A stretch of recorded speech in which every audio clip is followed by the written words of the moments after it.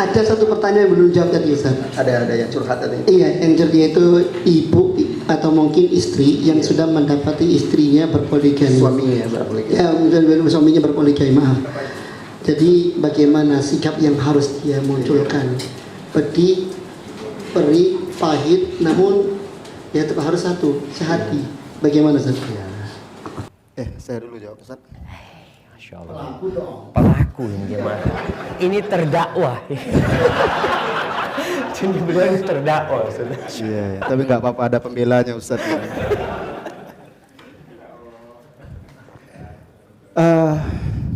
Suatu subuh, baru selesai sholat subuh, ada ikhwan yang nelfonan. Mendadak telepon. Saya tidak biasa mengangkat telepon. Terus telepon berkali-kali. Akhirnya saya SMS, Afwan atau maaf, tolong di SMS saja apa keperluannya. Dia SMS, Ustaz ini sangat penting, tolong diangkat teleponnya. Akhirnya saya angkat. Ada apa? Ustaz, saya minta solusi ini. Kenapa? Istri saya pingsan. Loh, pingsan kenapa? Tolong cerita. Dia pun cerita tuh, napasnya sesak. Ada apa masalahnya? Begini Ustaz, jadi istri saya itu kalau kemana-mana ngumpul sama akhwat-akhwat, dia cerita dia sudah siap kalau suaminya poligami.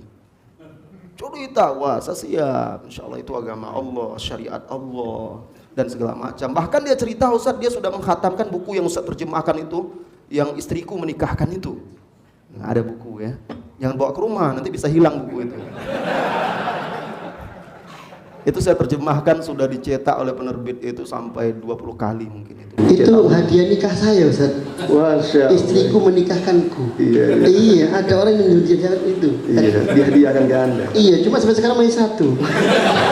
Bukunya sudah hilang mungkin. Nggak ada lah, kita cari.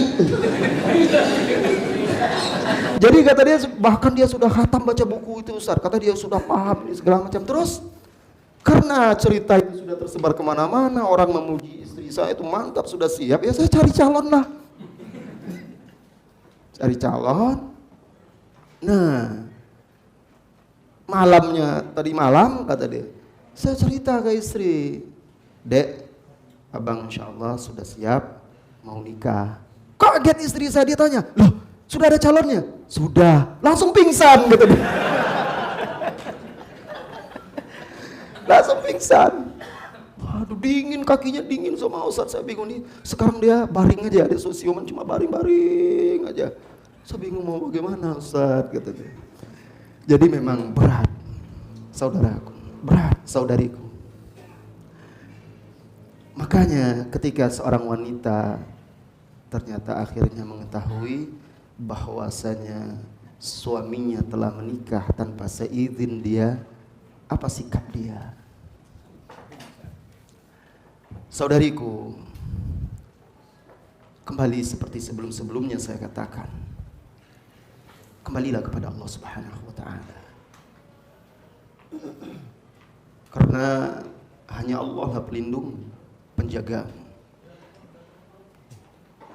Tidak ada daya dan kekuatanmu kecuali dengannya. Minta kelapangan dada, kesabaran terhadap apa yang Anda sedang hadapi. Ya, yang sedang Anda hadapi. Ingat, kembali keyakinan tadi bahwa suami Anda menikah dengan baik-baik, terpenuhi syarat-syaratnya. Maka pernikahan dia itu sah, dia tidak selingkuh, dia menjalankan syariat Islam yang Anda yakini bahwa dia menjalankan syariat Allah walaupun berat. Itu harus ada keyakinan itu. Kemudian yang ketiga, pahami, seorang suami menikah dengan wanita lain tidak wajib dia harus izin kepada istri. Itu bukan syarat, tetapi baik. Ya, alangkah baiknya kalau dia bicarakan, lihat kesiapan istrinya, dia bicarakan. Itu juga lebih baik. Sehingga istrinya paham, mengerti. Kalau dia menikah seperti itu akan lebih baik hasilnya. Tapi kalau ternyata tidak, dan kalau dia tidak menikah juga dikhawatirkan malah terjerumus kepada zina, karena dia seorang laki-laki yang mampu, sering pergi kemana-mana, godaan wanita itu cukup kuat pada diri dia. Ingat wahai saudariku, inna syaitan idza ya'isa minal abdi Atahu min qibalin nisa. Bapak ini dia sudah taat, kaya raya, rezeki dilapangkan. Godaan itu besar. Dia sudah taat, punya akidah. Syaitan bingung mau nyesatkan dia bagaimana? Dari wanita. Jangan sampai dia terjerumus perbuatan zina. Akhirnya dia memilih, saya harus menikah. Tujuannya bukan untuk menyakiti Anda, tidak. Bahkan karena dia sayang kepada Anda, agar dia selamat dan bisa bersama Anda selamat juga. Kemudian yang berikutnya, yang keempat, perbanyak mendekatkan diri kepada Allah Subhanahu wa taala. Dan berusahalah permasalahan itu Anda selesaikan bersama, Anda hadapi bersama suami Anda, jangan keluar dari rumah Anda. Bahkan kalau perlu, orang tua Anda tidak ikut campur. Ketika permasalahan rumah tangga Anda sudah keluar dari rumah, dari kamar, anak-anak ikut terlibat dalam permasalahan Anda. Ketika itu permasalahan semakin besar dan semakin rumit. Ketika permasalahan itu keluar dari pintu rumah Anda, tetangga dan selain, semakin besar, semakin rumit lagi. Maka kedua belah pihak harus bisa membatasi permasalahan itu sebatas di rumah. Selesaikan. Hadapi. Dengan tetap berpegang teguh kepada agama Allah Subhanahu wa taala.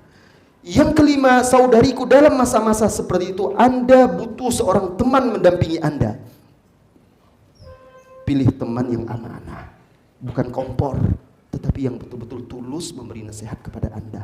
Suami pun Anda harus paham, ketika Anda menikah lagi, istri Anda mendapat beban yang sangat berat, bagaikan sebuah gunung yang menimpa dirinya. Kadang-kadang dia akan jatuh sakit. Maka Anda harus bisa mencarikan teman dia. Carikan dia teman pendamping seorang wanita baik-baik, sahabat-sahabat wanita dia yang baik-baik, yang amanah, yang dewasa, yang bisa mendampingi, membantu dan menguatkan dia. Ini juga ilmunya Ustaz, carikan. Kalau antum besok, istri antum carikan teman. Cari sahib saja, bismillah. Ilmu jemaah kita belajar ini. Jangan biarkan dia mencari teman sedih, akhirnya bertemu dengan teman-teman yang malah mengompori. Wah, tidak. Anda harus cari teman-teman yang salihah, yang bertakwa, yang sabar, memberi nasihat, motivasi, mendampingi. Seperti itu. Akhirnya Anda bisa melalui itu. Dan ingat, badai itu tidak selamanya. Pasti ada saat-saat tenang. Jadi ada seorang ustadz mau telepon saya, mau share, mau sharing apa? Masalah nikah lagi. Aduh, SMS atau WA aja Ustaz. Kalau telepon lama sekali itu panas, ini masalah panas ini. Panas telinga. Akhirnya WA. Tanya sini. Akhirnya dia tanya, Ustaz, kalau berpoligami itu apakah tipe antum, rumah tangga antum berpoligami apakah tenang-tenang, ada riak atau ada gelombang? Saya bilang, Ustaz, itu pasti ada dalam setiap rumah tangga. Kalau antum cemas dan khawatir berarti Anda belum siap. Nggak usah nikah lagi. Kalau Anda masih mempertanyakan apakah tipe nanti itu penuh riak, gelombang atau tenang, berarti Anda belum siap untuk berpoligami. Anda belum pandai berenang. Anda belum pandai untuk menakodai kapal yang lebih besar. Karena badainya semakin besar.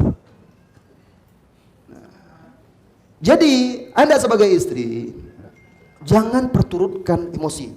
Hari pertama, kedua, ketiga, sebulan, 2 bulan, 3 bulan Anda sangat berat. Bahkan seringkali cemburu membakar diri Anda. Ketika itu perbanyak berzikir kepada Allah, perbanyak membaca Al-Quran, perbanyak sibukkan diri dengan hal-hal yang positif, ibadah, mendekatkan diri kepada Allah. Hasbi Allah wa ni'mal wakil, atau perbanyak zikir hasbi Allahu la ilaha illahu. Itu akan membantu melapangkan dada kita. Dan dengan kesabaran Anda seperti itu, insya Allah nanti akan berbuah manis. Ya, kesabaran Anda itu akan membawa nikmat dalam kehidupan Anda. Ingat, dengan adanya teman Anda mendampingi suami, Anda bisa beristirahat dari suami Anda. Ada waktu Anda nyaman, tenang, tidak diganggu oleh suami Anda hanya bisa dengan anak-anak. Anda tidak perlu sibuk-sibuk dengan dia. Anda bisa beristirahat. Anda bisa lebih fokus untuk beribadah ketika itu. Gunakan dan manfaatkan itu untuk meningkatkan ibadah. Dia hari ini tidak di rumah Anda bisa berpuasa. Anda bisa rajin sholat malam, Anda bisa menghafal Al-Quran. Kalau ada dia terus kan tidak bisa seperti itu. Nah, jadi lihat sisi-sisi positifnya. Hindari teman-teman yang sengaja datang. Biasanya ketika terjadi peristiwa itu banyak teman-teman yang sengaja datang, cari berita, cari informasi, atau menyampaikan informasi dan berita. Ini berbahaya. Ini hindari. Tutup rapat-rapat pintu rumah Anda dari orang-orang yang seperti ini, yang sengaja hanya akan merusak rumah tangga Anda. Allahu a'lam bishawab. Silakan Ustaz. Insyaallah. Jemaah yang terakhir, praktek, Ustaz. Masya Allah, semangat satu husnul. Kayaknya satu husnul dulu ya, jemaah. Nah, kita doakan satu husnul, semoga Insya Allah. Ustaz, antum mau mengaminkan nggak? Oh, Masya Allah. Siap. Jangan lupa undangannya, Ustaz. Biasanya air beriak kan agak dalam. Tong kosong miring bunyinya kan begitu. Baik, kita pindah masalah lain Ustaz. Nah, Tapi sebelum pindah masalah poligami lain, saya mau sampaikan lagi.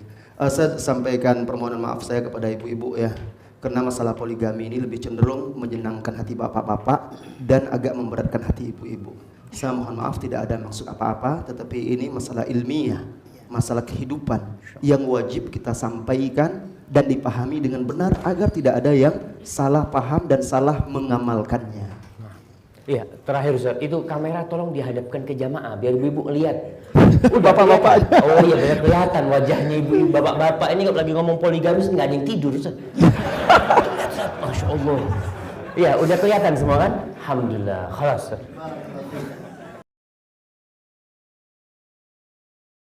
تتنزل عليهم الملائكة ألا تخافوا ولا تحزنوا وأبشروا بالجنة التي كنتم توعدون